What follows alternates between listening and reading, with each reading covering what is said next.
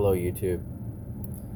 It's been 4 years now, almost 5 years, that I've been on the road writing the books about what happened to my spouse and how our lives were destroyed.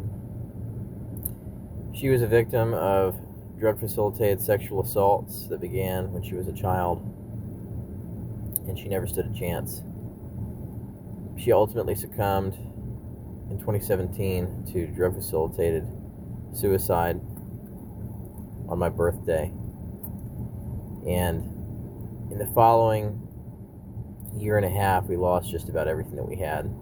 I got very sick and ended up in the hospital, almost died. And then I spent several years after that suffering severe asthma, anxiety attacks, and being intermittently bedridden. I couldn't get any legal aid. I eventually remembered that I myself had suffered injury at her hands, with scars on my face, and I was never able to get any kind of assistance with any of my circumstances as a special victim or the partner of a person who had been a special victim for literally decades of her life. We were way in over our heads. That whole situation that she was coming from was horrible beyond imagination. And in time, I'm going to share all of the details in publication.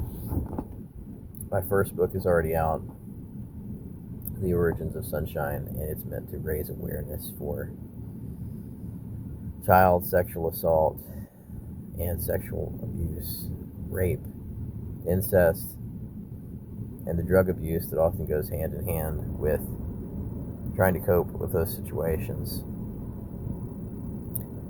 I am drug-free, I'm alcohol-free. I never abused drugs. But most people coming from those circumstances do.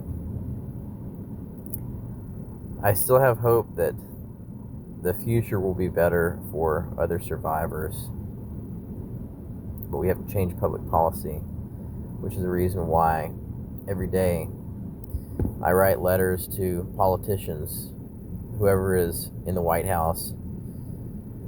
I write letters to them and I say, hey, this is what needs to change. This is what's happening. We need universal basic income, and we need Medicare for all. No matter what your level of affordability, you have to have equal access to health care. We need housing for all too, because a lot of your victims end up suffering from homelessness. I've experienced homelessness myself because of secondary consequences of what happened to her and the financial fallout and not being able to get legal aid repeatedly. I applied 7 times for legal assistance and I was denied every time, even though I have dependents.